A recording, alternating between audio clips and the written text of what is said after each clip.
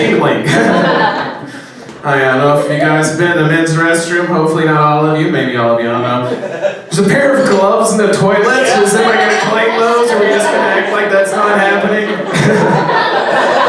think it's pretty obvious what happens. So I got in there, started pooping like you do, and then realized all too late, there's no toilet paper, and I had to make a very important decision. Which article of clothing do I like the least?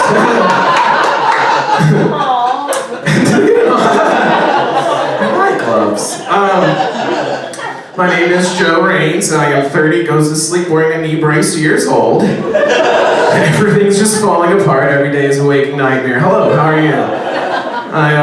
It's been a big week for Uncle Joe. I got one of those genetic tests done. See if there was any surprises in my heritage besides boring old white.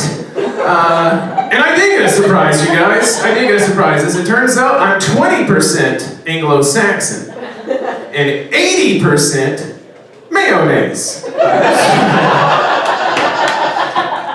Every day is just a mystery.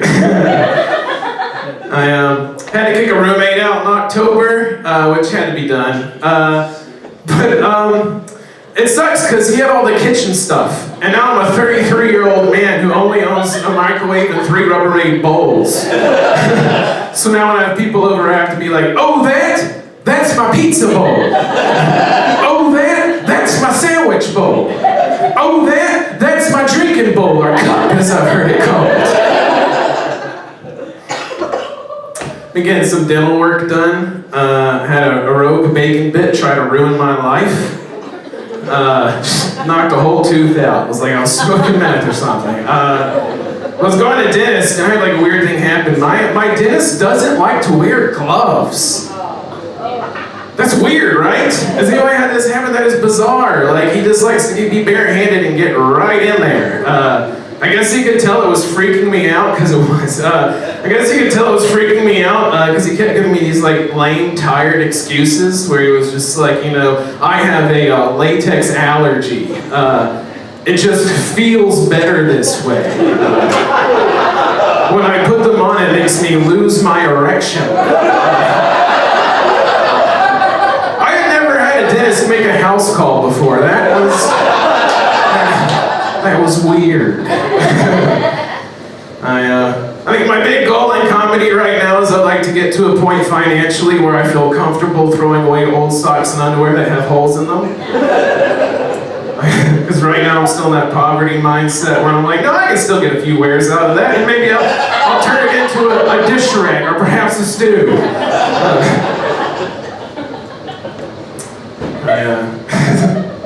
I was watching this TV commercial the other day, and it said, do not take this medication if you have a history of diarrhea.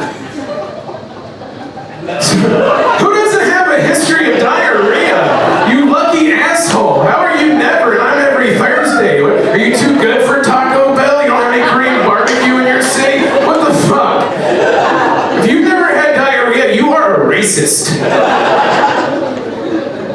That's how that works.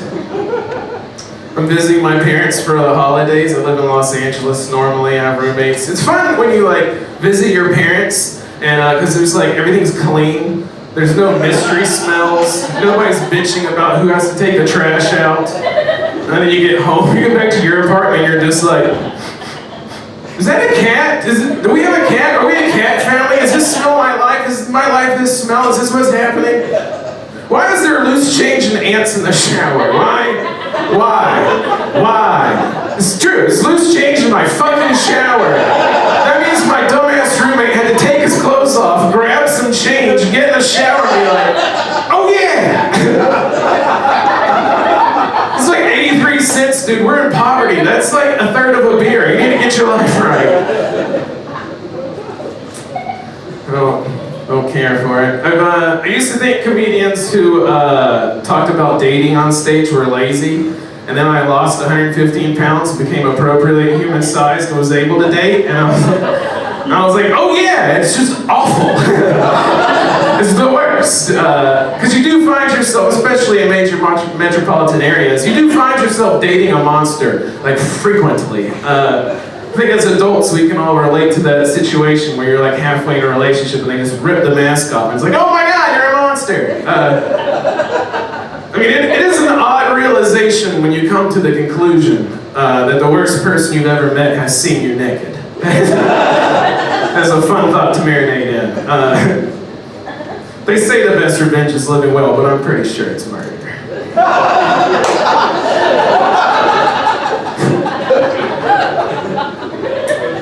Thank you. Who said that? We're friends now. Awesome. I'll buy you a drink except I'm very poor. Do you like water? 4 shots of water. I better slow down and drip. I'm so fucking stupid.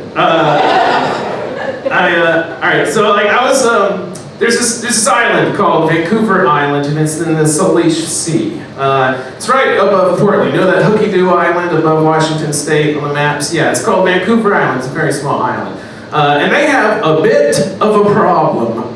Severed feet keep washing ashore. 14 to be exact. And here's why it's funny. The head Mountie of this island, this McMillan guy, had a news conference to say that they did not believe these feet were related and no foul play was suspected. What? Like this fucking Canadian wackadoo expects us to believe that severed feet just wash ashore here. Like it's a natural occurrence. Like in the North Pole they have the Aurora Borealis. In the South Pacific the toilet water goes the other way. And on this island, feet wash ashore. Baby, go get the basket, it's feet season. It's fucking bananas, right? I just think that's fucking hilarious that it's fine, no, it's fine, there's just feet everywhere. You know when you go to the beach and there's just feet there? It's just feet everywhere. I think it's obvious what's going on. I'm no Columbo. I'm no Jessica Fletcher, people. But I think it's obvious 3 things are going on. Number 1, Canada's got themselves a serial killer. Number 2, it's this McMillan fucker. And 3, he hates feet!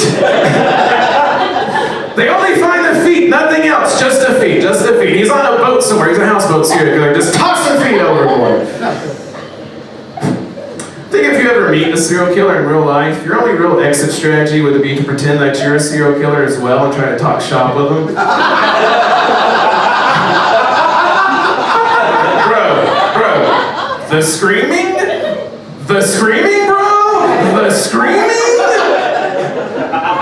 You know what I like when they're like, please don't kill me, they do it anyway, it's the best. It's you and me, Batman and Robin, everybody dies with us. It's us versus the world. I'm going home, please don't follow me.